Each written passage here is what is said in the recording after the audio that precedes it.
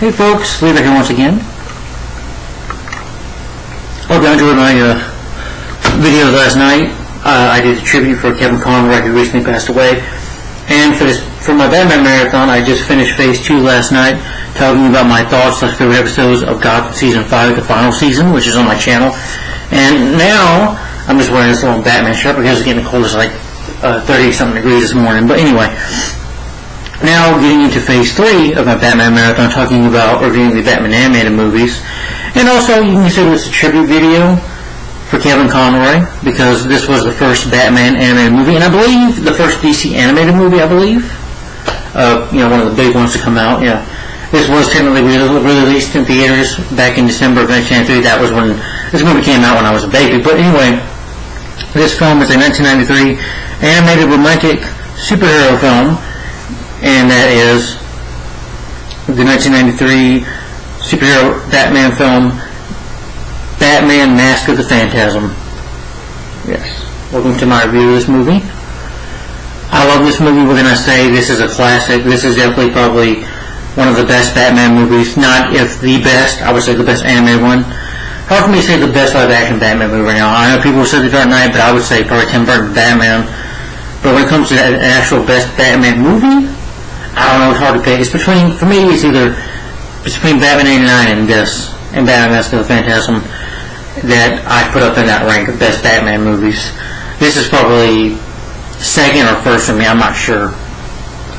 Probably second, but definitely a great Batman movie. If it wasn't for Tim Burton's films, we wouldn't have had Batman the Animated Series, which this film is, of course, based on the Batman Animated Series. I think this was right after they did Season 1, Volume 1 of Batman Animated Series, when it broadcast in 1992, because this film was 93. So anyway, let's get into the review, talk about how the movie came to be.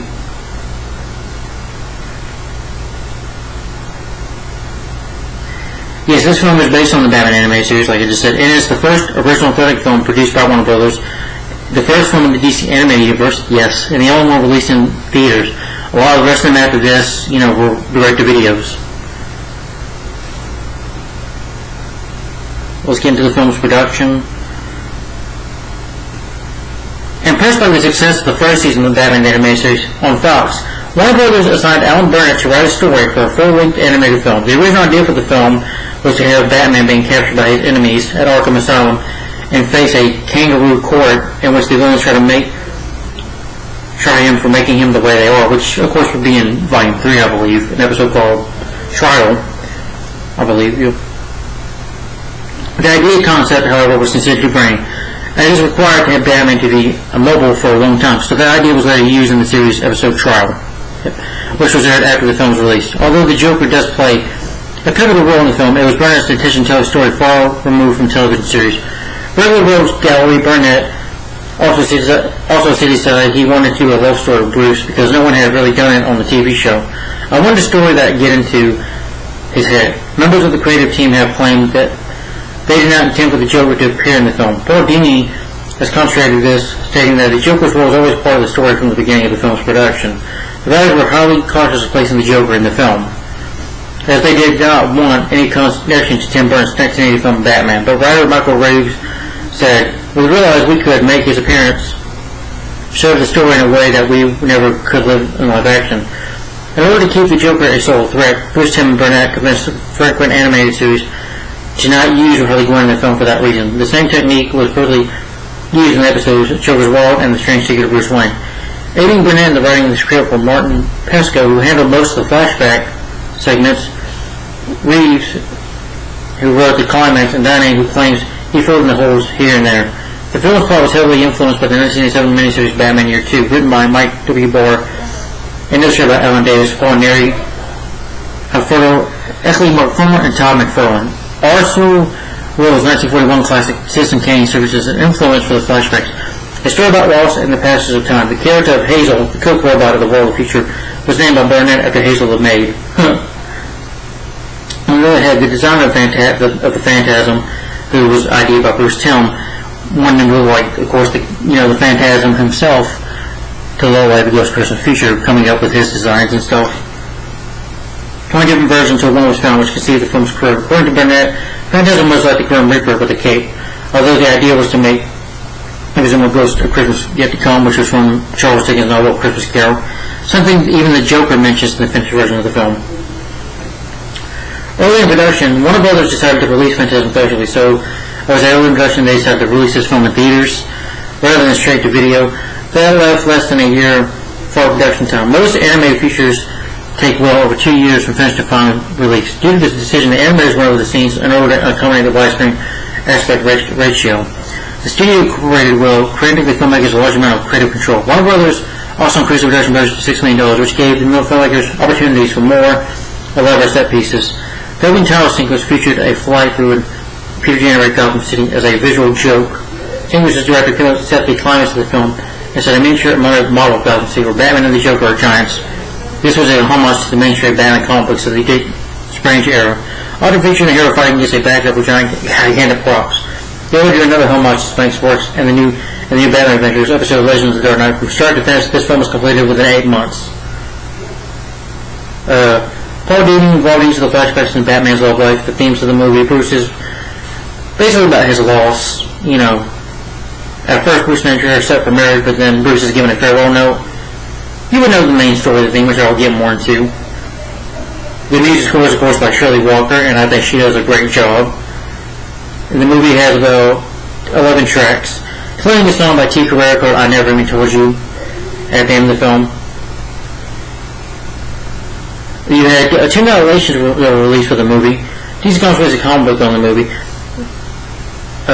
Mask of the Phantasm was released on Laserdisc in April 1904 and VHS made of the same year. Of course, it got a DVD set. I believe the film was also on Blu-ray. But the film did not do well domestically in the box office because, and I do agree, while the filmmakers did one, Warner Brothers did not. Yeah, Batman Mask of the Phantasm did flop at the box office, but it has gone on to be a cult classic, I believe.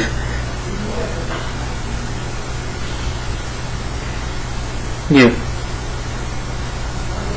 It is considered like one of the 50 superhero movies of all time, third best animated superhero film, and the second best Batman film of all time behind only The Dark Knight. Well, it's better than The Dark Knight, in my opinion. It was a short thing, so because of that, it fell to the box office. Because, yeah, the movie was $6 million, the budget was $6 million, but the box office made $5.6 million worldwide. So the film did flop because Warner Brothers did not, Warner Brothers did not market the movie. You had no trailer back then. There was no toys. There was not even a video game for the movie because back then you had video games for movies on the Sega Genesis in the 90s and all that stuff. And you didn't have none of that, so nobody knew about this movie. And plus, the movie's release date. But the film was, of course, directed by Eric Redimus, Bruce Timm, screenplays by Alan Burnett, Paul Dini, Michael Reeves, Martin Pesco, stories by Alan Burnett. Based on Batman, created by Bob Kane and Bill Finger, produced by Benjamin Mickler and Michael Uslan, who also produced some of the Batman live-action movies too. Music edited by Al Preach. Music is by Shirley Walker. She passed away back in 2006. She scored some other movies. She did the score for some additional music for Mystery Men, which I think is another underrated superhero film. She did music score for True Lies with Brad Fiedel. I think she did television score for, The Flash, the 1990 show. Yeah, she did. Working with Danny Elfman, I believe. And of course, Batman the Animated Series, she did the music score for that. And Superman the Animated Series, she did the score for that. And Spawn the Animated Series. But the film was released, it's distributed by Warner Brothers, and it was released December 25th, 1993. It's 78 minutes long, and I've already talked about the budget and box office, but December 25th of all days, you had a release on Christmas Day, on a holiday where people are spending days at home, opening gifts and spending time with their family. Yeah, not a good time to release Warner Brothers. I know it was short notice, but you could have maybe had it released in January, but I don't think that was the big issue. I think the issue was that, Warner Brothers should have marketed it well. I'm going off topic here, but that's why you do marketing for film. That's how it makes money. You got to get attention for it. You got to Yeah, you had the trailer, of course, for the movie, I'm sure, but it just needed to do more marketing to be out there. And because of that, because this film's flopped at the box office, they decided to release other Batman animated movies and other DC films to direct a video because of that. But I'll go ahead and start the plot synopsis. Oh, before I do, guys, I'm going to warn you right now, if you have not seen Batman Mask of the Phantasm, stop watching this video right now. I'm serious. Turn it off. There are going to be spoilers in this review. Yes, let me repeat. Spoilers in this review. So if you have not seen Mask of the Phantasm, please, I'm asking you to turn off the video, because I don't want you to spoil it for yourself.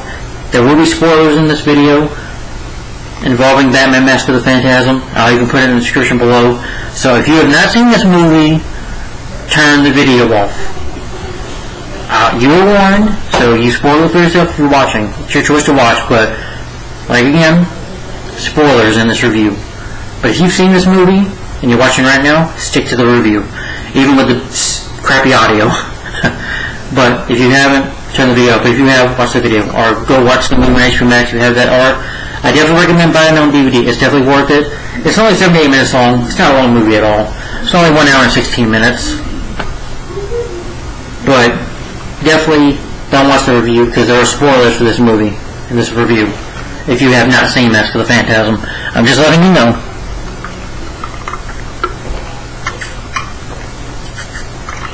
Alright.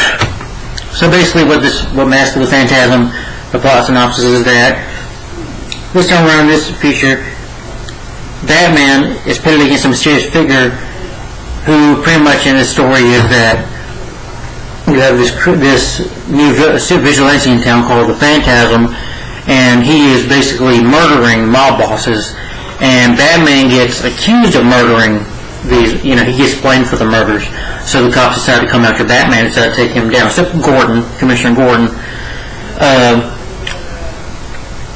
And basically what the movie has to do with Batman's past, with his love interest, Andrea Beaumont, as you see a picture of her there.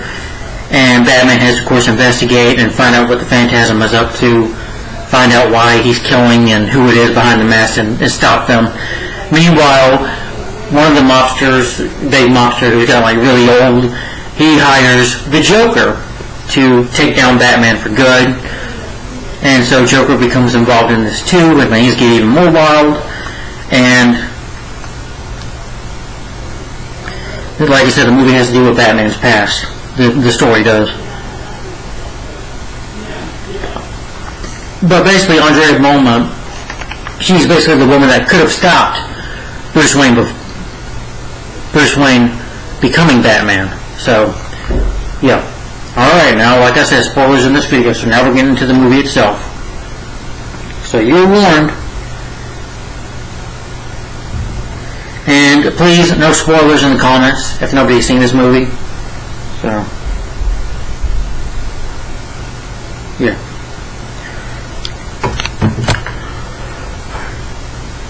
Hope y'all like this Batman shirt.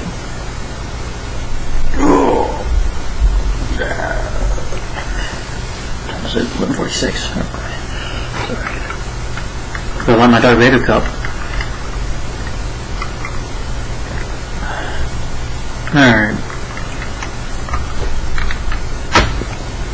Alright, so Batman Mask of the Phantasm. The opening. Okay, so the film starts off with the opening. I love the music. The music score is definitely just draws you in. I know some people, especially my family, I have friends with opera music, but I love the opera music in here. It's really dark and mysterious itself, da da da da. I can't do it right, but the way Shirley Walker did it is really great. I love the backgrounds and the animation of the buildings of Gotham. Really beautiful to look at. Good opening titles. And then we start off with the conferences of crime bosses, led by Chucky Soul, saying, the shipment is in 2 days. Anybody got a problem with that? Batman, of course, is watching. Batman bursts in through the window. These guys try to fight Batman, try to shoot him. Batman, throws a batarang. Nice guy hits another guy, and this guy shooting at him. And Batman picks up the table, drops the table on him. Nice one guy out. Chucky Soul is just trying to get away with his money. And this other guy is not Batman, but Batman throws him to a wall. and Batman is going to go after Chucky Saul.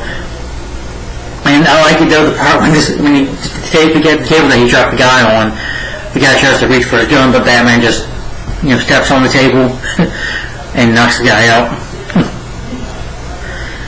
Chucky Saul is running to his car, and then all of a sudden this cloaked masked figure, essentially the Phantasm, and the music here for the Phantasm is just creepy. This gives me chills down my spine. The Phantasm is like, Chucky Saul, your angel of death awaits. He's like, Batman. And he tries to shoot the Phantasm. The Phantasm, it's got like a kind of a knife, I don't know, like this kind of big blade or whatever on his side arm or left arm, and knocks the gun out of him. He's like, you ain't the Bat. And for Phantasm to finish him off, he's shut back car. Chucky Saul, drives his car. Phantasm, he tries to run over the Phantasm. I got you now, yes.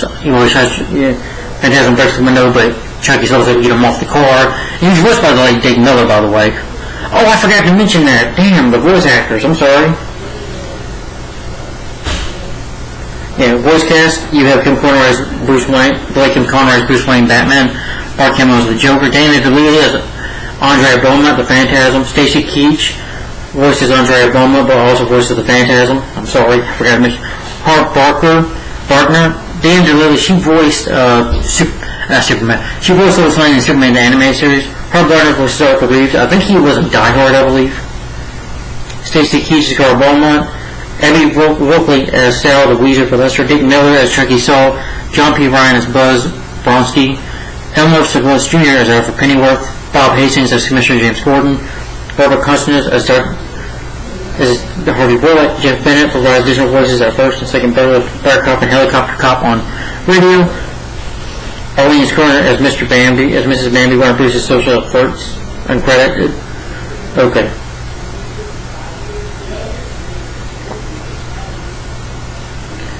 But anyway, like I said, the Phantasm. Alright, well, after Chucky Saul gets the Phantasm off his car, Chucky Saul tries to go after the Phantasm, tries to kill the Phantasm, like this. I got you now, yes. And the Phantasm just disappears. This Phantasm can, not only is a cloak, but he can also vanish. And doing that, Chucky Saul ends up running his car out of the parking garage into another building and dies. Batman comes over and people are like, Batman! And this is where they start thinking Batman murdered him. But Batman, sees this, maybe the Phantasm running, or sees this cloud of smoke and runs, and sees this piece of glass that has like these similar fragments on it, and see if he can follow the Phantasm, and he's running, just Batman's suspicious. And then you have City Councilman Arthur Reeves tells me that Batman is a menace, and Gordon is like, you can't blame him, Batman didn't do this. Even the police think he's a loose cannon commissioner, he needs to be stopped. He's been committing these murders. Even others like rubbish. He's like, sir, Alfred's like, sir, I cleaned your, you see the rubbish, like, thank you, Alfred. He's like, what's this? A piece of the fragment I found at the scene. Something strange about it. Of course, Batman investigating. Later on, Bruce has like a party at the mansion. And of course, being Bruce Wayne, he puts on the billionaire Playboy cover. And don't ever mention the marriage, the M word to Bruce. He doesn't like that. And what about the I word? Bruce is like, the I word? This lady says, engagement. And then this lady comes over to say, you think Bruce Wayne has your heart, and he steals your heart. All of a sudden, he rips away from you. She throws glass in Bruce's face. But of course, Bruce has to put on the act. He's like, Arthur's like, here you go, Bruce. And he tells him, like, but there was that one girl you liked, Bruce. Andrea Beaumont. Whatever happened to her? How'd you let her get away? He's like, thanks for the handkerchief, Arthur. Where you can stick it. And Bruce goes in his study, sees a picture of his parents, and has a sad moment. It's like thinking Andrea.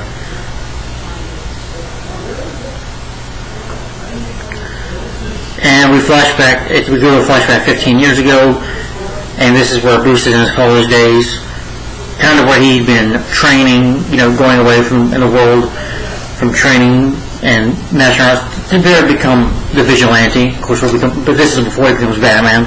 So it's also an origin story.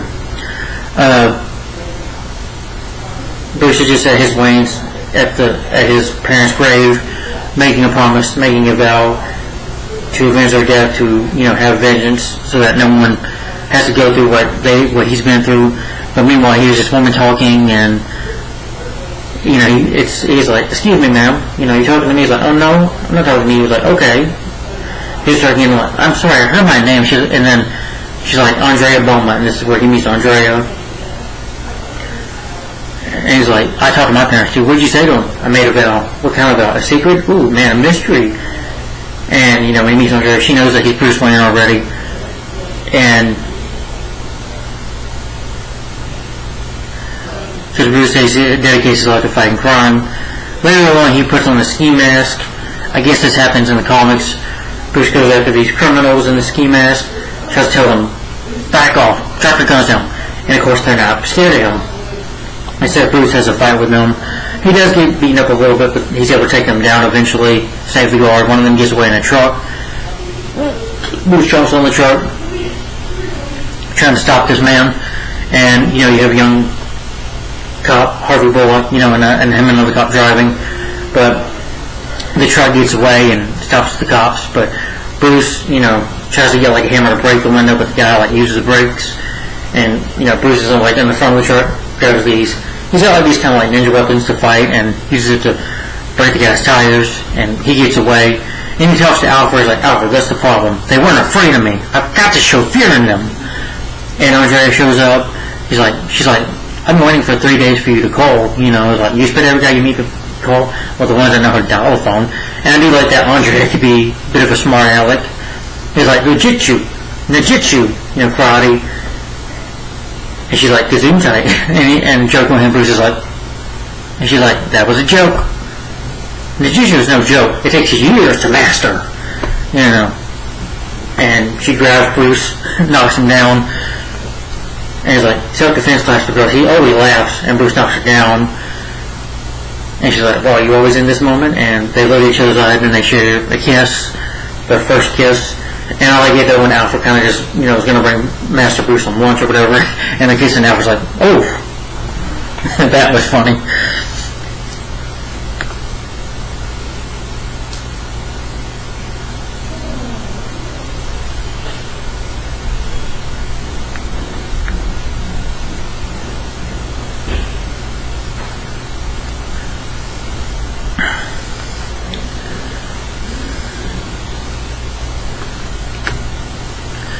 But the movie kind of goes back and forth on the flashbacks, which I'm okay with.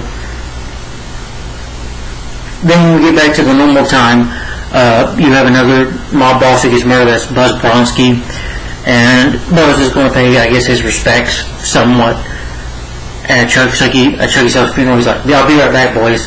He's like, "Chucky Soul, you always were a loser."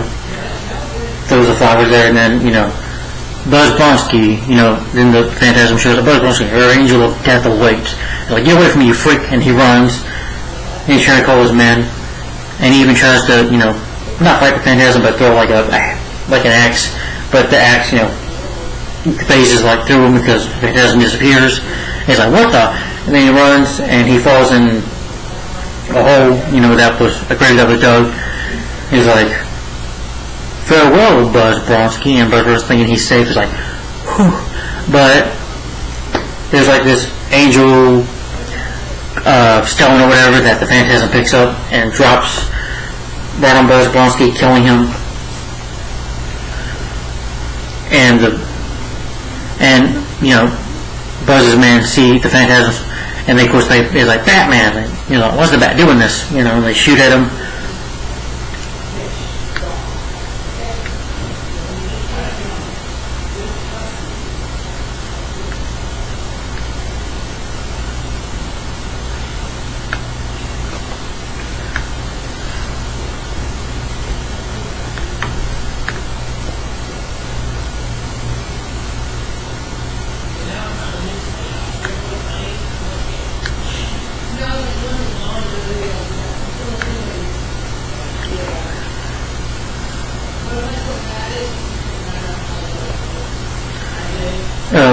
But eventually Batman, doing more investigating, finds out that Chucky Soul and Buzz Bronski, they were both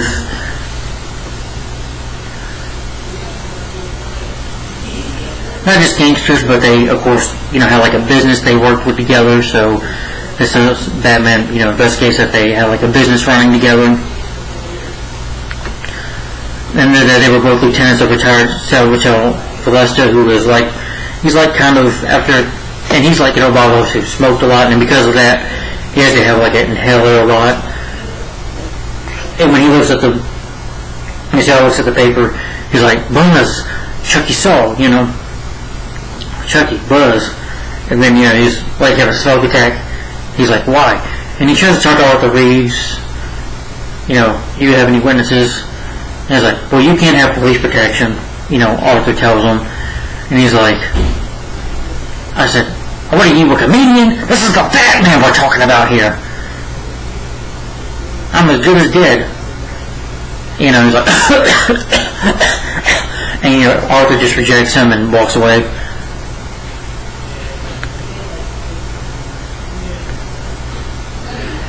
So, though, you have Arthur decides, there's no other way since he's dying from lung cancer, decides that he wants to seek help from the Joker.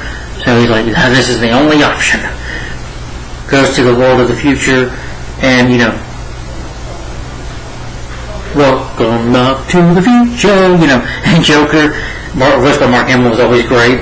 And Mark Hamill, Joker shoots the mannequins that are singing, these girls that are singing. He's like, I hate that song. About tea, so well.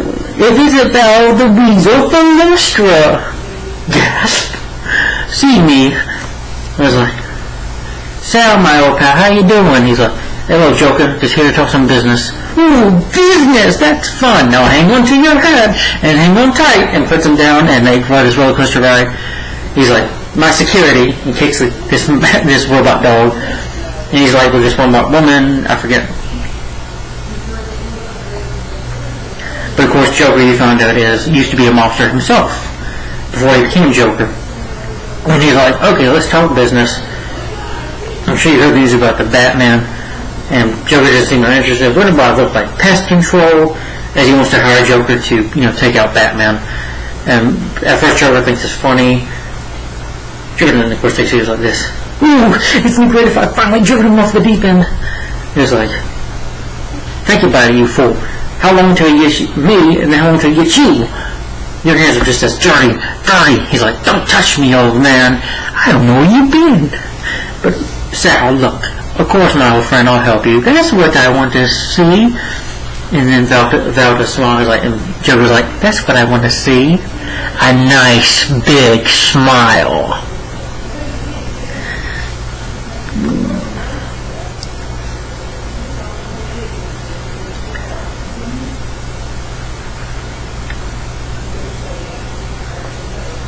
But Joker instead kills. He's found out that he kills Val eventually because the Phantasm shows up to, of course, kill Val Sylvester. But I forgot to mention earlier in the story when when Batman's investigating, he's watching, her going on a date with Arthur Reeves, and goes to the original flashback of them going. Back and forth with the flashbacks, but Bruce and Andre are on a date at the world of the future, which I like that song. Sorry, Joker, but I do. But they go on this date. Bruce sees this girl, like, wowed by it. And she tells Bruce, since they started dating, she's like, you want to meet my father, Carl Boma? He's like, I'm not sure, I'll meet him. And he's like, Alfred, I must be going out of mind. What am I thinking? And he's like, sir, I don't know no matter what you think right now, but you're in love, and you need to go for it, And so they go to meet Carl Beaumont. Well, he's voiced by Stacey Cage, and he's kind of embarrassed as long as they're at first, but they have a chat. Val Sylvester, the younger him, walks in, meets with Bruce, meets with Carl Beaumont, and says that they need to have this important meeting. So they have a talk. Bruce sees that this gang is trying to steal from this money from this homeless man. He wants to go help. He's like, well, somebody's got to do something. He fights with these men a bit. Even I like to see when he jumps on the bike and punches the guy, but still not being Batman. He still, gets distracted and gets hit by a baseball bat, and of course they get away with money. And Bruce is trying to write down what suit he could wear as a vigilante. He's like, I can't have it both ways. I can't, be a vigilante and have somebody worry about me at night. He's like, what do I do? And Alfred's like, Miss Beaumont is on the phone, sir. What should I say? I just don't know, Alfred. I just don't know. Goes to his parents' grave, and this was an emotional moment where he's begging his parents, look, I can hire this city. I can get over into the city, get more cops out. Please, I know I need help, but please, I need things to be different now. And it's like his parents are telling him, kind of like in the grave, no, you made your vow, Bruce, you stick with it. Kind of in a way telling him, he's like, please, I need things to be different now. And even goes to the grave, so he's like, I'm sorry, I didn't count on being happy. I didn't count on being this way. And Andrea's like, maybe they already said something. And he gives Andrea a hug. And of course, Batman gets away from the police. Batman sneaks into the apartment and finds out that Andrea's apartment, I think it is. Tries to ask her about her father. She even tells Bruce to get out because Bruce is somewhat better toward her, I guess you can say, afterwards. But Bruce decides that he's going to marry her, and so he asks her, he's like, I'm not good at this, but gives her a ring, and she's like, yes, of course I'll marry you, Bruce, and they share a kiss. And I like it, though, that out of this cave, these bats start flying out, and the music there is just epic. It's kind of like, in a way, fate was just not meant to be that way. The bats are angry, but that was definitely an epic scene, in my opinion. Later on, Bruce finds searching in the bat cave. He says, Alfred, there's a big bat cave down here. Maybe there's a bit more. And he's like, Alfred, what is it? And Alfred gives him, no, this came for you, sir. He's like, it was with, of course, the wedding ring she gave him. And he's like, left with Dad, too young, need time, forget about me. And Bruce, just heartbroken, decides to become Batman. Now, in this moment is my favorite moment of the scene where he's suiting up in the Batsuit for the first time, putting on the utility belt and the suit and all that, and finally the mask, puts it on, and Alfred's reaction is just classic, like, oh my God, oh my Lord, and he just, looking at him walking, seeing this young boy he grew up with now who had a chance at happiness, gone forever, with his other choice to eventually become the vigilante, to be fear in the hearts of criminals, becoming the knight, becoming Batman. Okay, and in the previous back of the story, you find out Joker kills Willestra with Joker, Venom instead, because when I said Phantasm walks in, Joker's like, looks like the joke's on me, you're not Batman at all, and then he talks more. Phantasm runs out of there, Batman shows up in the Batwing, which is really cool. But the police even try to arrest the Batman. They try to light a bat signal. Batman knew this before, that they're after him. Yeah. But you don't get much action with the Batmobile and Batwing in this movie, which I was disappointed with. I would have loved to see more of that. But still, I understand it's based off stories, not just the gadgets. But anyway, Batman jumps out of there and tackles the Phantasm. They have a little bit of fight, and the Phantasm doesn't really fight Batman. Like, stay away, this is not your fight. And he's like, this madness ends now, Batman says. And as they're about to fight more, the police show up. Phantasm kicks him away and disappears. And the cops are like, and Hogwarts saying, Batman, put your hands up and give up now, Instead, Batman decides to run, to grapple and get away from the cops. And eventually he goes, he almost gets arrested by Harvey Bullock, but he's able to do this jump, and headed for the construction site. A police officer, a trigger-happy cop, start shooting and blows up barrels. It doesn't kill Batman, but Batman's like heavily injured, trying to hide from the police, and he goes straight, uses a bag grapple to go to the helicopter. Police shoot at him, but you find out it's like just a stick or something like that. And Batman tricked him, and because he took off his mask and stuff, now unmasked, he has to run and get out of there before they see his face. Andrea shows up to help him and gets Bruce out of there.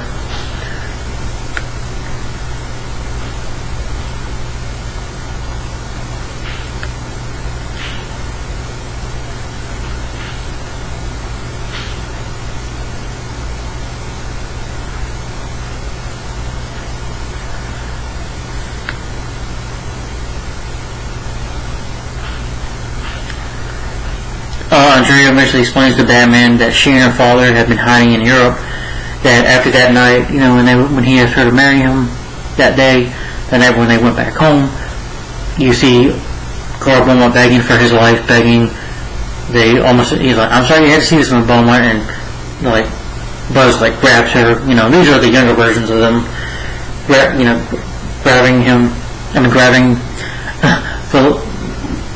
Andrea, and Carl Beaumont was like, please, Carl, let me get the money. So apparently Carl Beaumont did some business with these gangsters, did some business for sale, and owes him a lot of money and doesn't have the money to pay him back, so of course they want to murder him for it. But Carl was able to beg for his life, and his daughter is saying, please, I swear, the banks you ever open tomorrow morning, you'll have all your money by then. He's like, so I was like, okay, 24 hours, you'll have my money, or I have your bloody heart in my hand. And so they give him this chance, and Carl says that we need to run away. But she's like, Daddy, Bruce asked me to marry him. I'm sorry, but you can't do this. You got to come with me. Now they're going to find us, and they're going to kill us both. Even though I think they could have gone and asked Bruce for help. That's my theory. But because Bruce is a bullet and everybody not. But anyway, Beaumont and Carl and Andrea decide to make a run for it that night. They run to Europe and go to places as Andrea's telling him this. And I guess that she kind of went her own way, and that she figures out her father, who is the Phantasm, is trying to hunt him down and stop him from what he's doing, as Carl Beaumont is getting his revenge.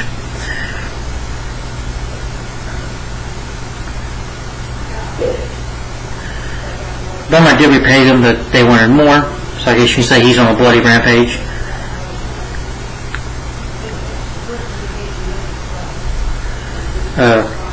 As Batman investigates more into Andrea's apartment building, because he sees that in this picture that one of the last one of them, who was the last one, was the mob hitman.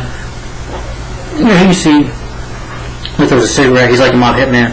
I'm going to assume Jack Napier. Yeah, this was kind of a homage to Batman and that this Joker, before he became Joker, was a hitman, an enforcer for the mob. Would kill anybody who would cross them or double cross them or whatever. And of course, that man would become the Joker because Bruce writes, smiley face and umbrella. Like, oh no! Goes to her apartment, finds out, tries to investigate more, gets a call from the Joker, who thinks it's Andrea. He sends his, the Joker flying bomb or whatever. Batman is able to use a batarang, throw at it, blows up right in his face, but it doesn't kill him. But then later Joker approaches Councilman Reeves, telling him the killer is like, nah, wrong, it's not Batman. He looks like more the Ghost of Christmas Future. I was like, what? And he's like, you have something to do with this too, Arthur. But you knew something about this. You knew what Carl Beaumont was up to, and you put it to good use, didn't you? And then the Joker suddenly realizes who the killer is, and he poisons Reeves. The Joker's like, what the hell about that? The council boy and the spawn of the girl, the girl's father. What a coincidence! Doesn't it want to make you laugh hard, Arthur? And then Joker makes you want to laugh, doesn't it? And he starts poisoning gassing by stabbing him with his eyes. I can't do it well, but that Joker laugh that Mark Hamill does is great.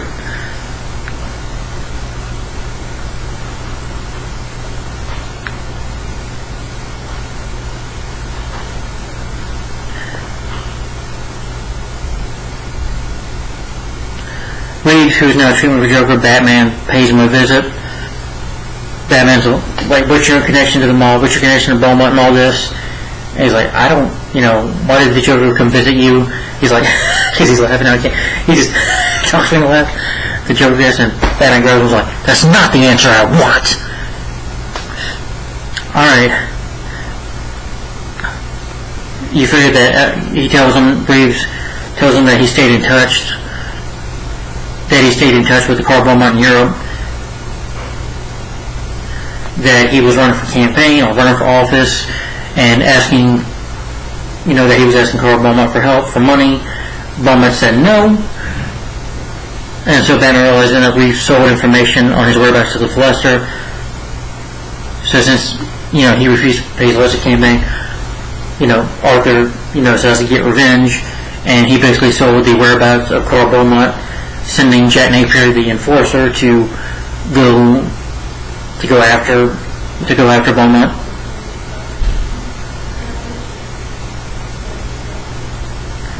Batman gets to discuss with Reeves, and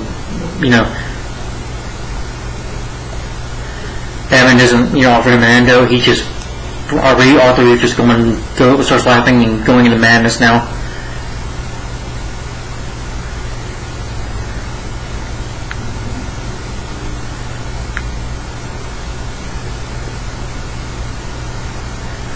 And of course, as I suppose in the review, you figure out, since you were watching this movie, you were led to believe that the Phantasm is, of course, Carl Beaumont, but the Phantasm, of course, is Andrea Beaumont, as Andrea herself. But you find out back in that history, even though she lied to Bruce, you find out, though, when he gave the whereabouts, when Arthur gave the whereabouts, that this hitman, who would become the Joker, eventually, I guess she saved him for last.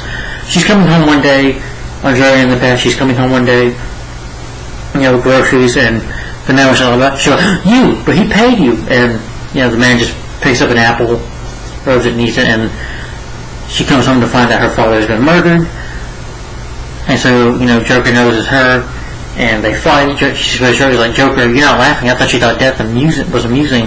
Tries to get his, robot way to attack her, but it doesn't work. And she immediately gets ready to beat the heck out of Joker until Joker gets away.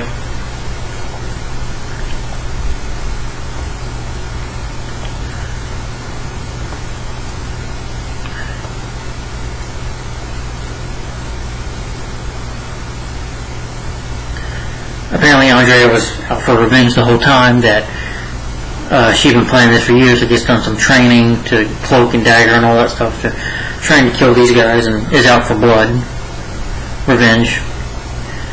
But Joker tries to kill her with a big fan, literally a big fan, and she immediately gets killed when Batman shows up in the Bat-Cycle and uses the Bat-Cycle to destroy the fan. He's like, Andy, you didn't leave town, you came back to get revenge, you put your father on the blame and all that, but Andy, why'd you do this? He's like, it's like, they wronged us, Bruce. They took away my wife.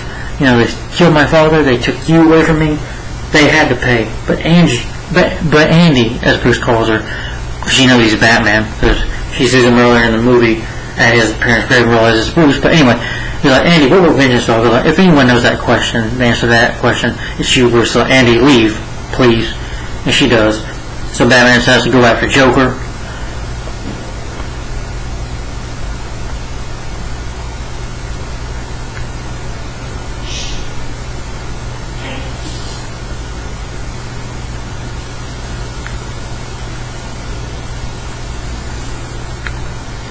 Batman chases up the Joker into the exposition. They do end up in the city of the future, basically, and where they're giants. He hits Batman with the side of this building or whatever, and Joker tries to stab him. Batman kicks him like Joker, and Joker's like, beep, as these little airplanes come after Batman. When it cuts Batman is able to punch one. But there was a moment where Batman takes his cape off and swings, and is able to grab the cape and knocks it down. And Joker, meanwhile, while Batman's doing that, sets a bomb off in the area. He's like, Batman, they're all filled with high expectations. In 5 minutes, this whole place is going to go boom!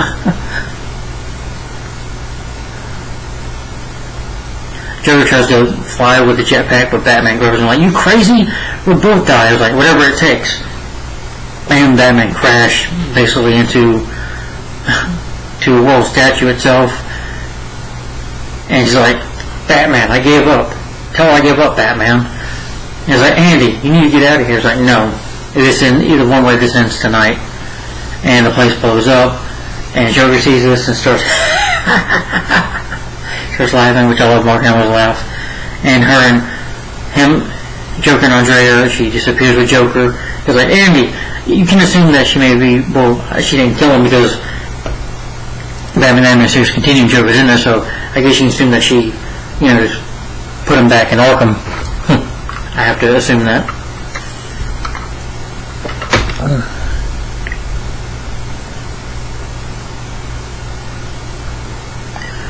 The place crashes. The floor caves in. Batman falls in the water pipes. The waterway, goes off, and Batman gets out thinking that Andrea is probably dead. And he's heartbroken over.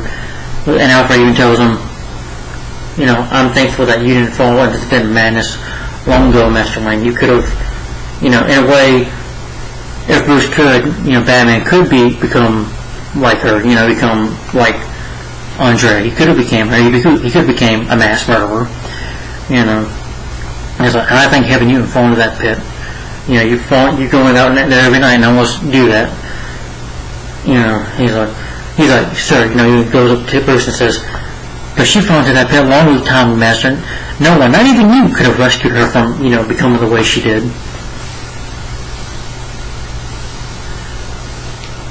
Bruce ends up finding this like a photo of himself and Andrea. Maybe he assumes that she's alive, I don't know, or that she's passed, and sees the picture of her, Bruce and Logan, and just hugs him, and just this. Andrea ends up standing on the deck of this ocean liner, this ship, and this man tries to come forward because like his birthday or whatever. It's like, beautiful night, isn't it? It's like, yeah, of course, but she sounds depressed. It's like, I'm sorry, do you want to be alone? And Andrea, it's just like, and of course she survived. But she's like, no, I am alone. And then you see the final scene where Batman, who is now apparently alone, of course continues, being the Dark Knight, putting fear in the hearts of criminals. You just see him standing there, and the Batstone lights up, and him taking off with the back over to go fight the next crime. To continue his crusade against crime. And what an epic ending. Yeah. And, well, that's the ending of the film right here. See Batman flying. Yeah. Taking off.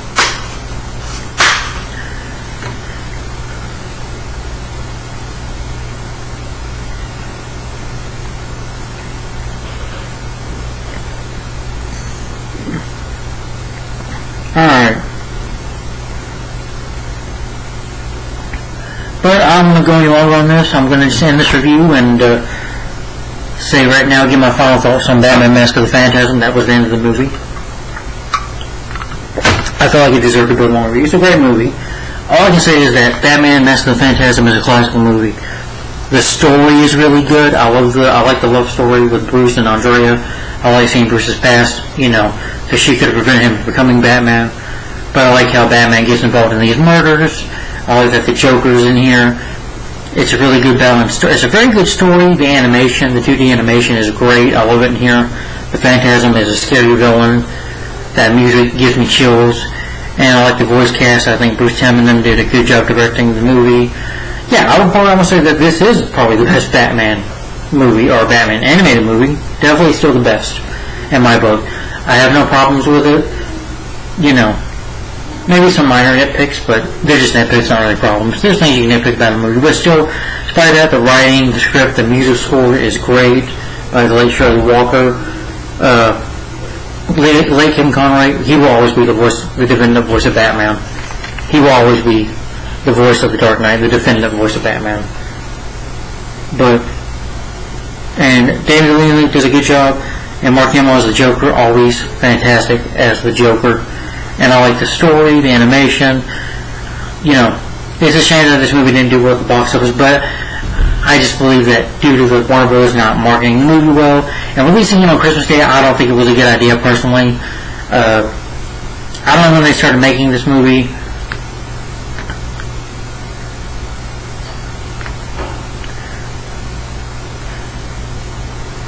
The success, though, did lead to other many Batman animated movies. But there was one that got released in theaters, which I did see in theaters. That was the scene that was Batman the Killing Joke. But the film, I believe, has gone on to be a cult classic. A lot of people love this movie. Some people already don't. That's fine if you don't like it. Everybody has a different opinion. But I like seeing that Andrea, being the Phantasm, that was interesting. It's a Phantasm with his skull mask and his cloak and dagger. Definitely a scary villain, and not somebody you want to cross or mess with. But yeah, it's a shame there's no special features on here. You can only get the trailer and the menu in the movie, which I'm like, really? I wish there was, more of a making of for this film. It definitely deserves it. It's on YouTube if you want to see the making of this movie. If it's on Blu-ray, if somebody sees this movie, if you have this movie on Blu-ray, is there special features on it? I'm just curious. But Mask of the Phantasm, Batman Mask of the Phantasm is a classic. I put it as the best, like up there with Batman 89, Mask of the Phantasm, Batman Returns, and Batman Forever. As so far as the best Batman films to me right now. And yes, I would say this is better than the Dark Knight trilogy. Yes. Again, a Batman who's got a good voice, and it's a good story, a really good story. That's what really works in this movie, the story. It's not a detective story like the Batman was directed by Matt Reeves this year, starring Robert Pattinson, but it's a love story, and I think it works. And it's a bit of the origin story, too, for Batman. And it's just a really good story. I agree, Batman is not all about gadgets and stuff, but still, we want to see gadgets and Batman fight. But the detective story is really good. I like seeing Batman. We do see him investigate more. In Batman and Batman Returns, you do get a little bit of that, but here you get a bit more of Batman investigating. Not a lot, but you do get detective work from him in this film, and of course the Batman animated series as well. But I love Batman Mask of the Phantasm. This is truly a classic. Truly one of the best Batman movies. I don't know what I can say about it. I love this film. A masterpiece of a movie. Yeah, it's a masterpiece. A great film. Definitely one of the best Batman films ever made. One of the best superhero films ever made, in my opinion. Definitely an underrated film. I think it deserved to make a lot more in the box office. Like I said, it's just disappointing that Warner Bros. Didn't market it very well. And, you could have released it maybe like in June or July. Yeah. I don't think nobody's going to go see a movie on Christmas Day on December 25th. No. That's why I think it flopped, because nobody knew about it back then. And you released it on day you should not have released. Yeah, I don't see this as a December movie. I see it like as maybe like a June or July movie.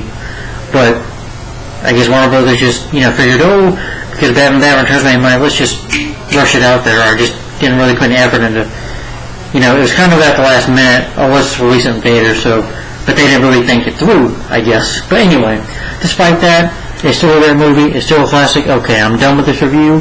So, my rating for Batman Mask of the Phantasm is a thumbs up, and my rating for this film is 5 out of 5 stars. A great movie in my opinion. If you've seen this movie, guys, let me know in the movie what do you think of this film. And hopefully you didn't watch this because there were spoilers in this review, so I hope you didn't watch this review. But if you did, tell me, guys, what do you think of Batman Mask of the Phantasm down below? Do you love it? Do you hate it? If you don't like it, hey, it's fine. To each his own. I mean, it's a different opinion. Everybody has a different one. You can tell me in the comments down below if you don't like it. But please, if you have not seen it, again, please don't watch the video. I do not want you to spoil it for yourself. But anyways, 5 out of 5 stars and a thumbs up for Batman Mask of the Phantasm. Great movie. Now, next weekend, I will be reviewing more Batman animated movies, probably 4. Next weekend, hopefully, before Thanksgiving, not after a week after Thanksgiving, or maybe, probably. Might have things to do after Thanksgiving a little bit. Well, housework a little bit. Just some cleaning I do every once in a while. But anyway, I'm going to tell you the next one.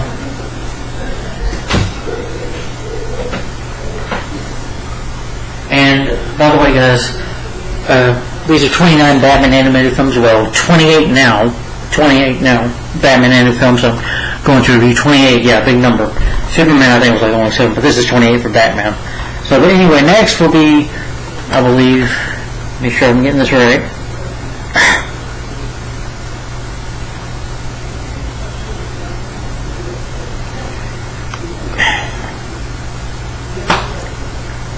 Sorry, I'm just impatient with this phone. Okay, yes, this will be the next one. Next will be Batman and Mr. Freeze, Sub-Zero. So stay tuned for next Saturday. Will be Batman and Mr. Freeze, Sub-Zero. And I grew up watching this one on VHS, so I'll get more into that later. But yeah. But Batman and Mr. Freeze, Sub-Zero. This will be the next Batman animated review, which is also based on the Batman animated series. So stay tuned for this review. Alright guys, thanks for watching. Let me know in the comments down below, what do you think of Batman Mask of the Phantasm, in your opinion? Tell me down below. And also, look forward to my next review, Batman animated review, for Batman and Mr. Freeze, Sub-Zero. Alright. Thanks for watching, guys. Bye-bye. Have a good day. Bye.